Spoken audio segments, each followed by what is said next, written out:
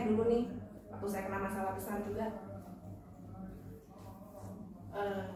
ya itulah yang saya sempat sharing itu kan ya, doain ya, saya kena masalah besar, saya bilang saya bisa kena utang miliaran besar, mismanagement, ya sebenarnya bukan mismanagement juga ya, memang Tuhan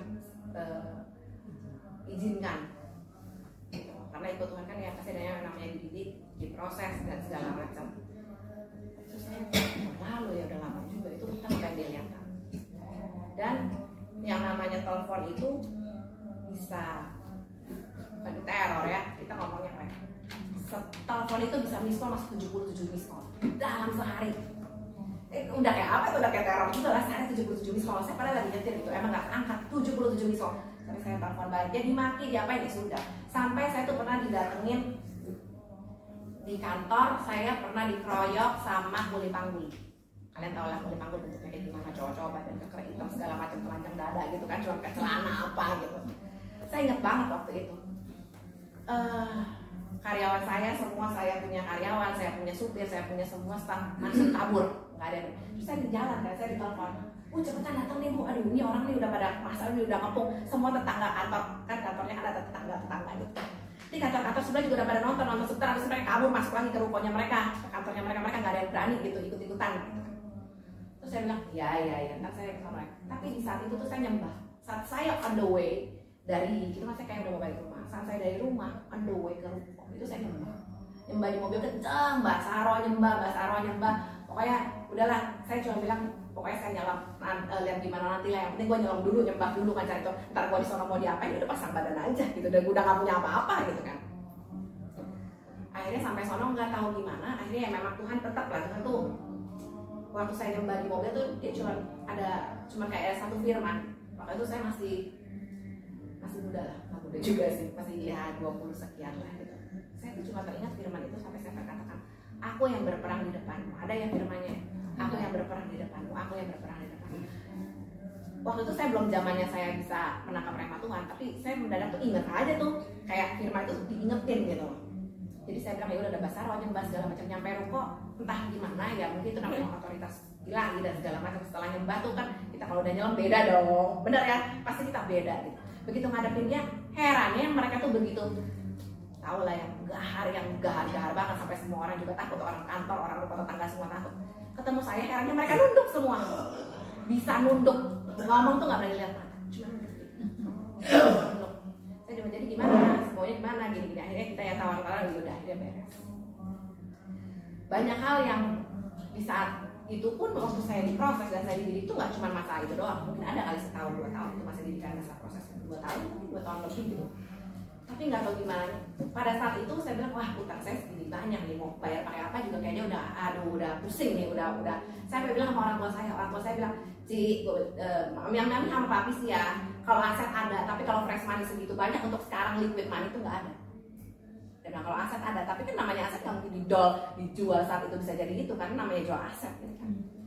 Bilang kalau fresh money sih kita nggak ada, ya sudah mau nolong siapa yang mau tolong, nggak ada. Tapi dengan proses hidup saya seperti itu tuh saya tuh rajin banget ke menara doa. Seminggu 3 kali, nggak pernah bolong. Senin, Rabu, Jumat. Jadi tuh kalau misalnya seminggu tuh ya, Senin, Rabu, Jumat, Minggu gereja. Jadi seminggu tuh bisa 4 kali. 4 kali saya masuk menara doa. Dan di menara doa tuh bisa 2 jam, 3 jam gitu.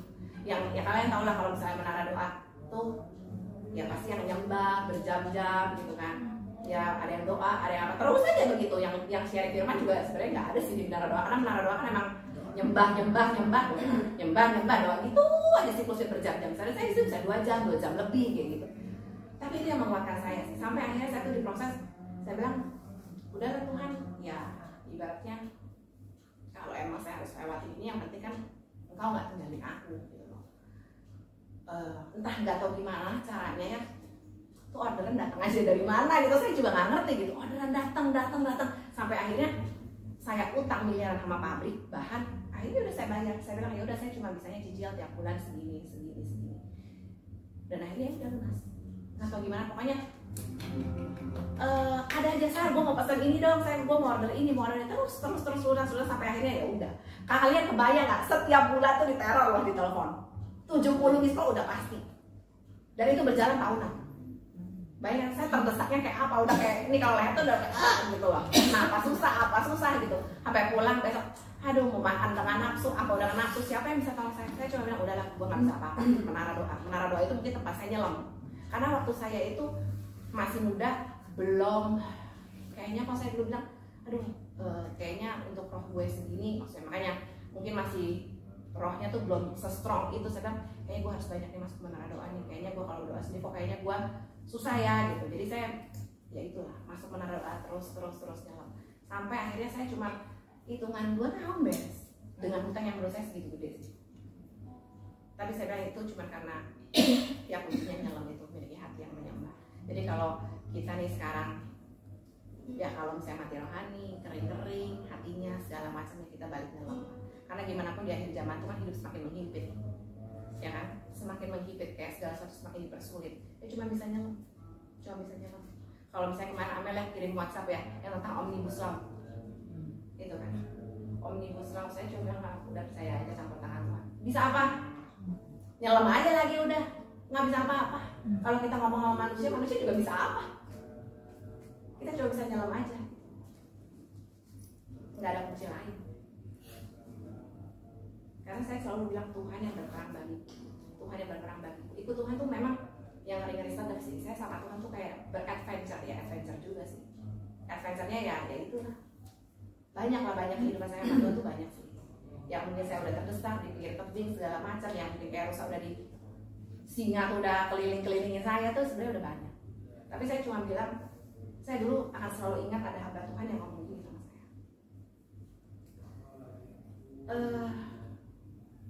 Orangnya kecil, saya juga gak kenal. Itu ketemu di menara doa.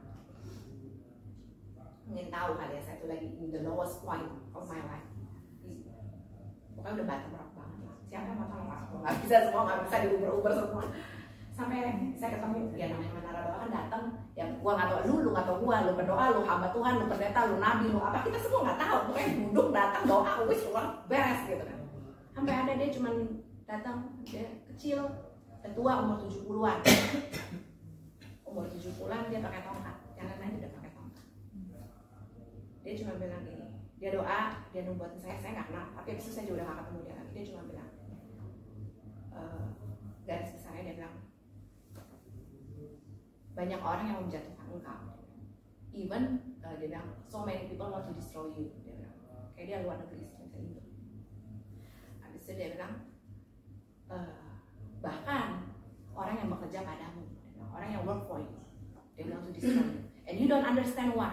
Lu tuh nggak tahu ngapain nih orang tuh ngomong gini. Saya tuh bahkan sampai orang-orang yang bekerja sama saya tuh mau gitu saya pun ya, karena dalam perjalanan saya juga ditipu karyawan, lumayan juga tanya dia ya, sampai pulang kayak nangis gitu, udah utang gede gitu, masih ditipu karyawan gitu loh. Dia bilang sampai orang-orang yang bekerja padamu tuh ingin menjatuhkan engkau. Dia bilang, and you don't understand why. Lu pun sendiri nggak tahu kenapa gitu. Tapi Tuhan cuma bilang sama lu, sama kamu, dia bilang, but the Lord say, don't look the enemy. Jangan lihat musuh, but keep your eyes on me. Saya sampai saat ini saya pegang itu. Don't look the enemy, but keep your eyes on me. Itu yang menjadi pegangan saya sampai hari ini. Kuat. Kalau apa-apa, wis nyelam. Kalau saya udah sekarang mah udah nyelam, udah harus tiap pagi. Karena ya cuman itu sih yang bisa kita tuh survive. Itu aja. Sekian sharing dari saya kembalikan pada Pak Willy.